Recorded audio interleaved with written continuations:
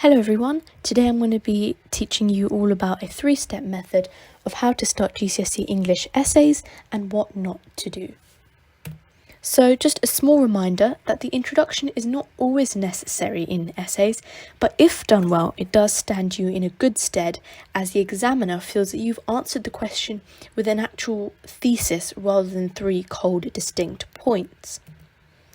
First of all, point 1, what not to start an essay with.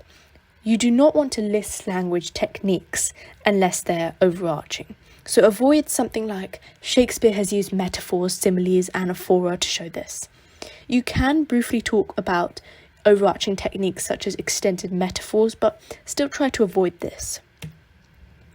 Also, do not summarize what you want to say.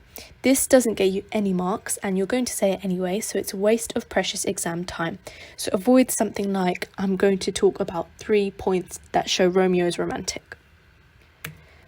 Also, do not evaluate. Evaluation is what you should be doing in the conclusion, and if you evaluate now, you'll run out of things to say. So avoid something like Shakespeare does this to perhaps notify the audience of the reality of romance and how this is often a facade.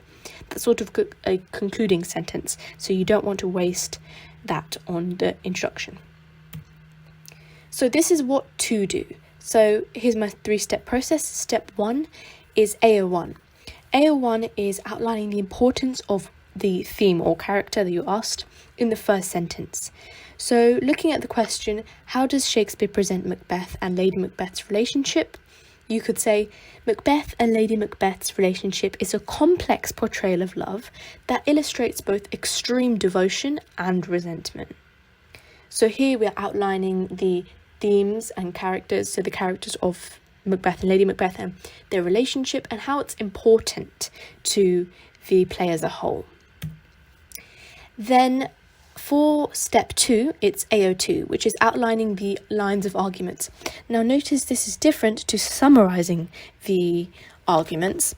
Outlining is sort of an appetizer, whereas summarising is saying exactly what you're going to say in the future. So working on the same question, we could say something like, this is shown through the unnaturally strong relationship in the opening acts, which seems to serve as a warning of the imminent and inevitable fall from grace, and ending the play in the antithetical relationship state. Now, the good thing about this is that it's not obvious that it's 3 distinct points, but you can clearly make your way through the 3 points here, and you can talk about them in more detail. So this is much better than summarising, and you get a lot more points from the examiner. And AO3 for step 3, the final sentence is saying what the purpose of it is and also looking at the context. So again, working from the same question, you could say, Shakespeare may have depicted the explicit downfall in the relationship to serve the greater purpose of highlighting how the early strong bond was almost too good to be true in real contemporary relationships.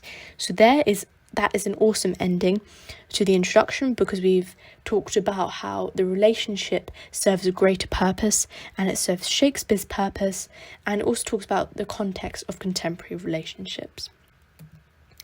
So thank you for watching. If you found this video helpful, please subscribe. And I also started a Fiverr gig in which I mark and edit your GCSE English essays and format it into grade 8 or 9 structures, which should help you achieve the top grades. Since I got grade 9s, I think you should trust me. And it's a very affordable price. And I can do up to 5 essays for every individual. So if you want to check that out, the link is in the description. But again, thank you for watching and see you next time.